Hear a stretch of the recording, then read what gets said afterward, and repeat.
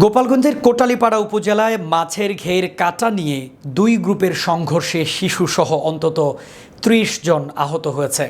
গুরুতর আহতদের কোটালীপাড়া উপজেলা স্বাস্থ্য কমপ্লেক্সে ও গোপালগঞ্জ জেলা সদর হাসপাতালে ভর্তি করা হয়েছে। শুক্রবার উপজেলার হিরণ ইউনিয়নের বর্ষাপাড়া গ্রামে এই সংঘর্ষের ঘটনা ঘটে।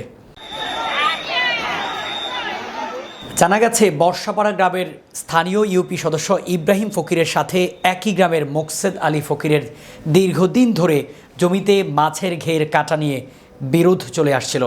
এরই সূত্র ধরে শুক্রবার মোকসেদ আলী ফকিরের লোকজন ইউপি সদস্য ইব্রাহিম ফকিরের লোকজনকে মারধর করে।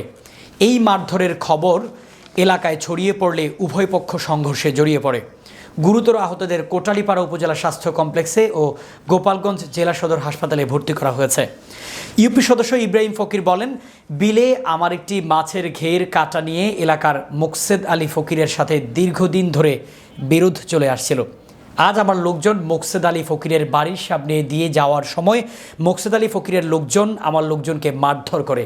আমি লোকজন নিয়ে বাধা দিতে গেলে মোকসেদ আলী ফকিরের লোকজন আমাদের উপরও হামলা চালায়।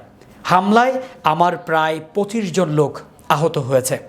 মোকসেদ আলী ফকিরের ছেলে আলামিন ফকির বলেন, ইউপি সদস্য ইব্রাহিম ফকির কিছুদিন আগে লোকজন নিয়ে জোর করে আমাদের জমি সহ কয়েকজনের জমিতে মাছের ঘের কাটতেছিল।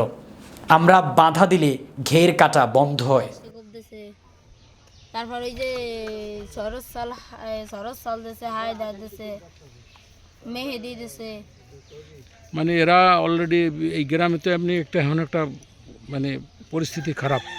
এর ভিতরে তুমি স্কুলে গেলা কেন? তুমি আমার তো স্কুল না গেলে তো স্যাররা মারবে না। আচ্ছা, কি বোম? এটা যে বোম আপনি বুঝলেন কেমনে? এটাতে আগুন জ্বলছে, ধোঁয়া হয়েছে, প্রচন্ড শব্দ হয়েছে। এটা দেখে বোঝা যায় যে বোম জালের কাঠি ছিল, তারপরে লোহা ছিল, দেখেন মুখের অবস্থা।